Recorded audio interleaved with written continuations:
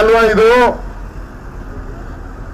ಈ ಮಲತಾಯಿ ಧೋರಣೆ ವಿರುದ್ಧ ನೀವು ಧ್ವನಿಯನ್ನ ಎತ್ತಬೇಕಾದ್ರೆ ಕನ್ನಡದ ಪರ ಹೋರಾಟ ಮಾಡ್ತಾ ಇರ್ತಕ್ಕಂಥವ್ರಿಗೆ ನೀವು ಆಶೀರ್ವಾದವನ್ನ ಮಾಡಬೇಕಾಗ್ತದೆ. 100 ರೂಪಾಯಿ ತೆರಿಗೆ ಪ್ರತಿಯೊಬ್ಬ ರಾಜ್ಯದವರು, ಪ್ರತಿಯೊಬ್ಬ ದೇಶದವರು, ರಾಜ್ಯದವರು ಕೂಡ 100 ರೂಪಾಯಿ ತೆರಿಗೆ ಕೇಂದ್ರಕ್ಕೆ ಕೊಟ್ರೆ ನಿಮ್ಗೆ ಕೊಡೋದು 13 ರೂಪಾಯಿ. ಕರ್ನಾಟಕದ ಕನ್ನಡಿಗರಿಗೆ ವಾಪಸ್ ಕೊಡ್ತಾ ಇರೋದು 13 ರೂಪಾಯಿ. ಉತ್ತರ ಪ್ರದೇಶದವರು 100 ರೂಪಾಯಿ ಕಟ್ಟಿದ್ರೆ 333 ರೂಪಾಯಿ ಕೊಡ್ತೀರಾ ನೀವು. ಎಷ್ಟು? 333 ರೂಪಾಯಿ ಕೊಡ್ತೀರಿ. ನೀವು ಅಂಗಡಿಗೆ ಹೋಗಿ ಸಾಮಾನಿಗೆ 100 ರೂಪಾಯಿ ಕೊಟ್ರೆ 333 ರೂಪಾಯಿ ಸಾಮಾನು ಕೊಟ್ಟಾರೆ. ನೋಡಿ ಮೋದಿ ಅವ್ರು ಎಷ್ಟು ಬುದ್ಧಿವಂತರು. ಮೋದಿ ಸರ್ಕಾರದವರು ಉತ್ತರ ಪ್ರದೇಶಕ್ಕೆ ಯೋಗಿ ಆದಿತ್ಯನಾಥ್ಗೆ ಸ್ವಾಮೀಜಿ ಅನ್ಬಿಟ್ಟು ಅವರು ದುಡ್ಡು ಕೊಟ್ಬಿಟ್ಟು ನಿಮ್ಗೆ ನಾಮ ಆಗ್ತಾವ್ರಲ್ಲ, ದೇವ್ರು ಒಳ್ಳೇದ್ ಮಾಡಾನೇನ್ರಿ?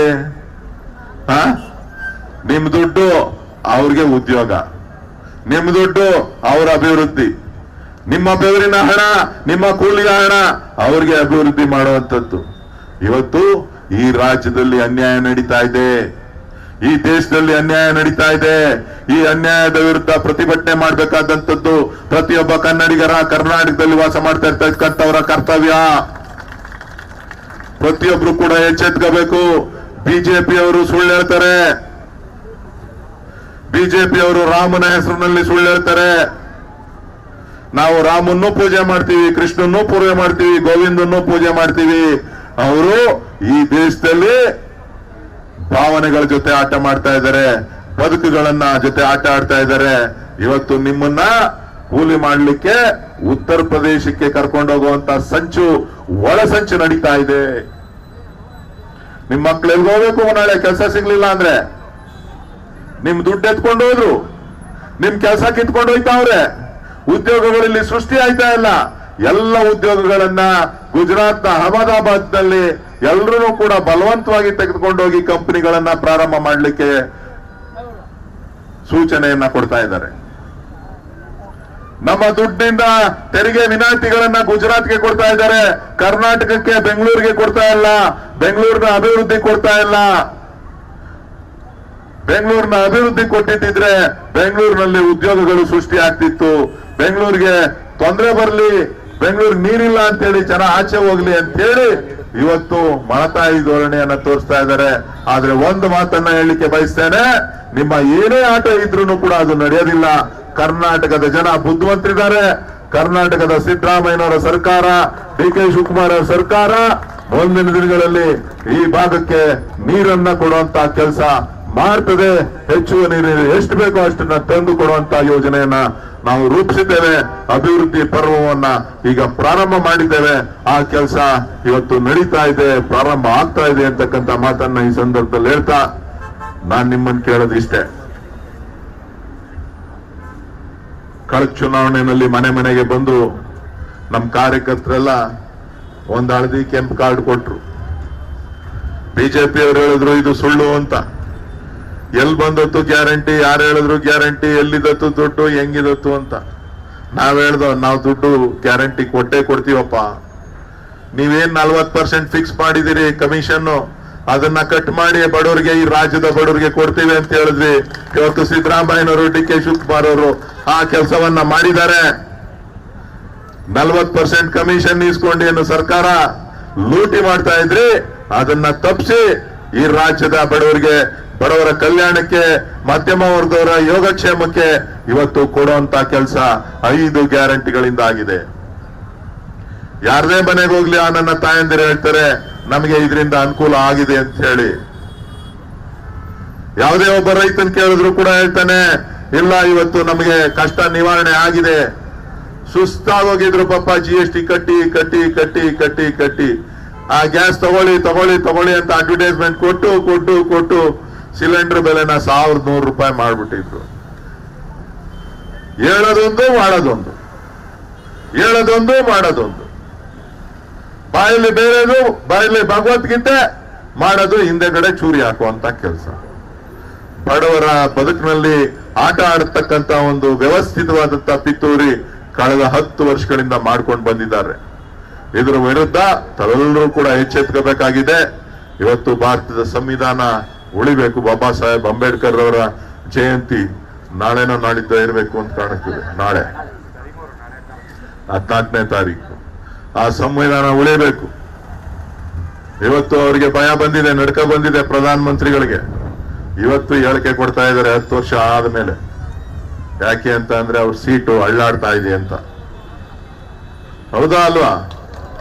ಸೊ ಬೆಲೆ ಏರಿಕೆಯನ್ನ, ನಿರುದ್ಯೋಗ ಸಮಸ್ಯೆಯನ್ನ ಈ ದೇಶದಲ್ಲಿ ನಿವಾರಣೆ ಮಾಡ್ಲಿಕ್ಕೆ ಸಾಧ್ಯ ಆಗದೆ ಇರ್ತಕ್ಕಂಥದ್ದು. ಇವತ್ತು ಎಲೆಕ್ಟ್ರಲ್ ಬಾಂಡ್ ಅಂತ ಹೇಳಿ ಕಮಿಷನ್ ಇಸ್ಕೊಂಡು ಇವತ್ತು ಯಾರ್ಯಾರು ಭ್ರಷ್ಟರು ಅಂತ ಹೇಳಿದ್ರು ಅವರೆಲ್ಲರ ಹತ್ರನೂ ಹಣ ವಸೂಲಿ ಮಾಡಿದ್ದಾರೆ. ಇವತ್ತು ಈ ದೇಶದಲ್ಲಿ ಚರ್ಚೆಗಳು ನಡೀತಾ ಇದೆ. ಕೇಜ್ರಿವಾಲ್ ಅವ್ರನ್ನ, ಮುಖ್ಯಮಂತ್ರಿಗಳನ್ನ ಇವತ್ತು ಜೈಲಿಗೆ ಕಳಿಸಿದ್ದಾರೆ. ಯಾರು ಅಪೋಸಿಷನ್ ಸ್ಟ್ರಾಂಗ್ ಆಗಿರ್ತದೆ ಅವ್ರನ್ನ ಜೈಲಿಗೆ ಕಳಿಸುವಂತ ಕೆಲಸ ನಡೀತಾ ಇದೆ. ಇವತ್ತು ನೀವೆಲ್ಲ ಚಿಂತನೆ ಮಾಡಬೇಕು. ನಮ್ಮ 5 ಗ್ಯಾರಂಟಿಗಳನ್ನ ನಾವು ಕೊಟ್ಟಿದ್ದೇವೆ. ಆ 5 ಗ್ಯಾರಂಟಿಗಳನ್ನ ಕೊಟ್ಟಿರೋದು ಯಾವುದು ಅಂದ್ರೆ ಕೈ ಸರ್ಕಾರ, ಕಾಂಗ್ರೆಸ್ ಸರ್ಕಾರ, ಈ ಹಸ್ತ ನಿಮಗೆ 5 ಗ್ಯಾರಂಟಿಗಳನ್ನ ಕೊಟ್ಟಿದೆ. ಈ 5 ಗ್ಯಾರಂಟಿಗಳನ್ನ ಮುಂದುವರಿಸ್ತೇವೆ. ಎಲ್ಲಿವರೆಗೂ ಕೂಡ ಕಾಂಗ್ರೆಸ್ಗೆ ಕೈಯನ್ನ ಭದ್ರಪಡಿಸ್ತಿರೋ ಅಲ್ಲಿವರೆಗೂ ಕೂಡ ನಿಮ್ಮ ಈ 5 ಗ್ಯಾರಂಟಿಗಳು ಮುಂದುವರಿತದೆ. ನಾವು ನಿಮ್ ಜೊತೆ ಇದ್ದೇವೆ ಅಂತಕ್ಕಂಥ ಮಾತನ್ನ ಈ ಸಂದರ್ಭದಲ್ಲಿ ಹೇಳ್ತಾ, ನನ್ನ ಕ್ರಮ ಸಂಖ್ಯೆ 2, 2ನೇ ಕ್ರಮ ಸಂಖ್ಯೆಯ ಹಸ್ತದ ಗುರುತಿಗೆ ತಮ್ಮ ಅತ್ಯಮೂಲ್ಯವಾದಂತಹ ಮತವನ್ನ ತಾವು ನೀಡಬೇಕು ಅಂತ ಹೇಳಿ ತಮ್ಮಲ್ಲಿ ಕೈ ಮುಗಿದು ಪ್ರಾರ್ಥಿಸ್ತಾ ನನ್ನ ಮಾತನ್ನ ಮುಗಿಸ್ತಾ ಇದ್ದೇನೆ. ಜೈ ಹಿಂದ್, ಜೈ ಕರ್ನಾಟಕ ಮಾತೆ. ಇವರು ಸೇರ್ಪಡೆ ಈಗ ಸೇರ್ಪಡೆ ಈಗ ಚೌಡಪ್ಪ ಅವರು ನಲ್ಸಂದ್ರ ಇವರು ಬಿಜೆಪಿ ತೊರೆದು ಪಂಚಾಯತಿ ಅಧ್ಯಕ್ಷರಾದಂತ ಇವರು ಪ್ರವೀಣ್ ಅವರು ಕೂಡ ಇಲ್ಲಿದ್ದಾರೆ. ನೋಡ್ಲೇ ಇಲ್ಲ. ಚೌಡಪ್ಪ ಅವರು ಬಿಜೆಪಿ ತೊರೆದು ನಮ್ಮ ಕಾಂಗ್ರೆಸ್ ಪಕ್ಷವನ್ನ ಸೇರ್ತಾ ಇದ್ದಾರೆ. ಹಂಗೆ ಉಪೇಂದ್ರ ಅವರು ಜೆಡಿಎಸ್ ಬಿಟ್ಟು ನಮ್ಮ ಕಾಂಗ್ರೆಸ್ ಪಕ್ಷವನ್ನ ಸೇರ್ತಾ ಇದ್ದಾರೆ. ಎಲ್ಲ ಇದು ನಾಗರಾಜನ್ ಕರೆಯೋಣ.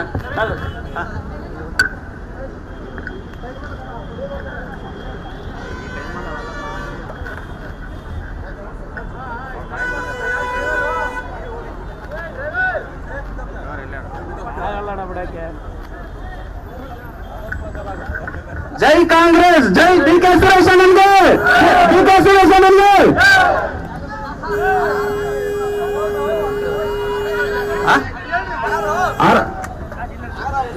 ಪೂಜೆ ಹೌದಾ?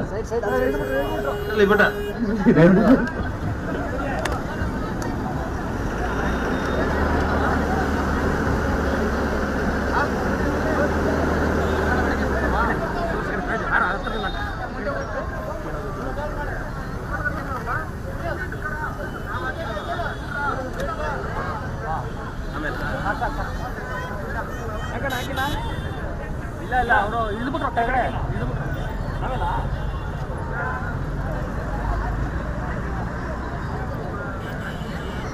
ಪೂಜೆ ಪೂಜೆ ಸರ್ ಆಪೋಸಿಟ್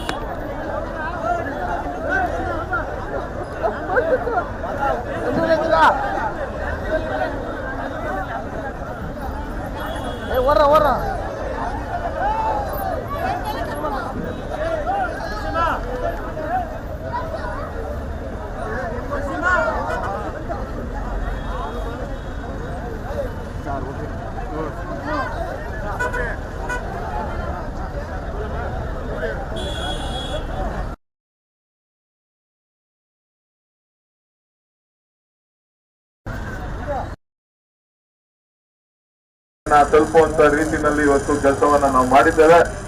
ಇವತ್ತು ಏನು ಅರಣ್ಯ ಇಲಾಖೆಯಿಂದ ಏನು ಸಮಸ್ಯೆಯನ್ನ ಕೆಲವು ರೈತರು ಅನುಭವಿಸ್ತಾ ಇದ್ದಾರೆ, ಅದಕ್ಕೆ ನಮ್ಮ ಸರ್ಕಾರ ಈಗಾಗಲೇ ನಾನು ಅಧಿಕಾರಿಗಳ ಜೊತೆ ಸಭೆ ಮಾಡಿದ್ದೇನೆ.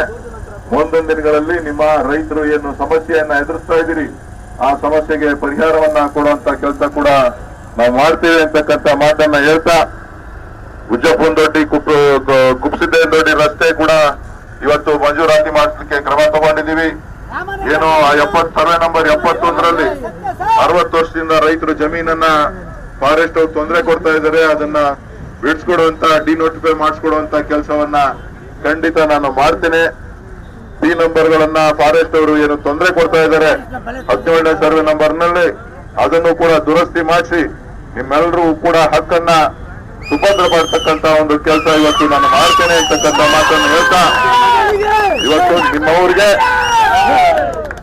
ನಿಮ್ಮೂರಿಗೆ ಅತಿ ಶೀಘ್ರದಲ್ಲೇ ನಿಮ್ಮ ಮನೆಗೆ ಕಾವೇರಿ ನೀರು ಸನ್ಮಾನ್ಯ DK ಶಿವಕುಮಾರ್ ಅವರು ಮಂಜೂರಾತಿ ಮಾಡಿಕೊಟ್ಟಿದ್ದಾರೆ. ಎಲ್ಲ ಹಳ್ಳಿಗಳಿಗೆ ಕಾವೇರಿ ನೀರನ್ನ ಕೊಟ್ಟುವಂತ ಕೆಲಸ ಕಾಂಗ್ರೆಸ್ ಸರ್ಕಾರ ಇವತ್ತು ನಿಮಗೆ ಮಾಡ್ತದೆ. 5ನೇ ಗ್ಯಾರಂಟಿ ಜೊತೆಗೆ 6ನೇ ಗ್ಯಾರಂಟಿ ನಿಮ್ಮ ಮನೆಗೆ ಕಾಂಗ್ರೆಸ್ನಿಂದ ಕಾವೇರಿ ನೀರನ್ನ ಕೊಡುವಂತ ಯೋಜನೆಯನ್ನ ನಾವು ಅನುಷ್ಠಾನ ಮಾಡ್ತಾ ಇದ್ದೇವೆ. ತಾವೆಲ್ಲರೂ ಕೂಡ ಇವತ್ತೇನು ಕಳೆದ ಬಾರಿ ಚುನಾವಣೆಯಲ್ಲಿ ವಿಧಾನಸಭಾ ಚುನಾವಣೆಯಲ್ಲಿ ನಮಗೆ ಅನ್ಯಾಯ ಆಯ್ತು. ಇವತ್ತು ಆದ್ರೂ ಕೂಡ ನಾವು 5 ಗ್ಯಾರಂಟಿಗಳನ್ನ ಈ ಭಾಗದಲ್ಲಿ ಅನುಷ್ಠಾನ ಮಾಡಿ ಪ್ರತಿ ಕುಟುಂಬಕ್ಕೆ ಕನಿಷ್ಠ 5,000 ರೂಪಾಯಿ ಸಿಗೋ ರೀತಿ ನಾವು ಮಾಡಿದ್ದೇವೆ. ಮುಂದಕ್ಕೂ ಕೂಡ ಈ ದೇಶದಲ್ಲಿ ಕಾಂಗ್ರೆಸ್ ಪಕ್ಷ ಅಧಿಕಾರಕ್ಕೆ ಬಂದ್ರೆ 1 ಲಕ್ಷ ರೂಪಾಯಿ ಹಣವನ್ನ ಮಹಿಳೆಯರಿಗೆ ಕೊಡ್ತೇವೆ ಅಂತ ಹೇಳಿ ಮಲ್ಲಿಕಾರ್ಜುನ ಖರ್ಗೆ ಅವರು ಘೋಷಣೆಯನ್ನ ಮಾಡಿದ್ದಾರೆ. ನಾವೆಲ್ಲ ಕೂಡ ಫಾರೆಸ್ಟ್ ಎಲ್ಲ ನಾನು ನೋಡ್ಕೊತೀನಿ ಬಿಡು, ತಲೆ ಕೆಡಿಸ್ಕೊಳ್ಳ. ಎಲ್ರಿಗೂ ಒಳ್ಳೇದಾಗ್ಲಿ, ಧನ್ಯವಾದಗಳು. ನನ್ನ ಮತ ಸಂಖ್ಯೆ 2 ಹಸ್ತದ ಗುರುತಿಗೆ ತಮ್ಮೆಲ್ಲರ ಮತ. ಹಸ್ತದ ಗುರುತು ಯಾವುದಕ್ಕೆ? ದಾನ ಮಾಡುವ ಕೈ ನಿಮಗೆ 5 ಗ್ಯಾರಂಟಿಗಳನ್ನ ಕೊಟ್ಟಿದೆ. ನಿಮ್ಮ ದುಡಿಯುವ ಕೈಗೆ 5 ಗ್ಯಾರಂಟಿಗಳನ್ನ ಕೊಟ್ಟಿದ್ದಾವೆ. ನೀವೆಲ್ಲರೂ ಕೂಡ ನಿಮ್ಮ ಮನೆಗಳಲ್ಲಿ ಕುಟುಂಬದಲ್ಲಿ ನಿಮ್ಮ ತಂದೆ ತಾಯಂದಿರಿಗೆ ಮಕ್ಕಳಿಗೆ ಪ್ರತಿಯೊಬ್ಬರಿಗೂ ಕೂಡ ಮನವರಿಕೆ ಮಾಡಿಕೊಡ್ಬೇಕು. ಅವರು ಬಿಜೆಪಿಯವ್ರಿಗೂ ಕೂಡ ಮನವರಿಕೆ ಮಾಡಿ ನೀವು ಈ ಬಾರಿ ನಾವೆಲ್ಲರೂ ಕೂಡ ಒಗ್ಗಟ್ಟಾಗಿ ಕಾಂಗ್ರೆಸ್ ಅನ್ನ ಬೆಂಬಲಿಸೋಣ ಅಂತೇಳಿ ನೀವೆಲ್ಲರಿಗೂ ಕೂಡ ತಿಳಿಸ್ಬೇಕು ಅಂತೇಳಿ ತಮ್ಮಲ್ಲಿ ಕೈ ಮುಗಿದು ಪ್ರೋತ್ಸಾಹ ಮತ್ತೊಮ್ಮೆ ನನಗೆ ಆಶೀರ್ವಾದ ಮಾಡಬೇಕು ಅಂತೇಳಿ ತಮ್ಮೆಲ್ಲ ಪಾದಗಳಿಗೆ ನನ್ನ ಸಾಷ್ಟಾಂಗ ನಮಸ್ಕಾರಗಳನ್ನು ಹೇಳಿ ನನ್ನ ಮಾತನ್ನು ಮುಗಿಸ್ತಾ ಇದ್ದೇನೆ. ಜೈ ಹಿಂದ್, ಜೈ ಕರ್ನಾಟಕ ಮಾತೆ.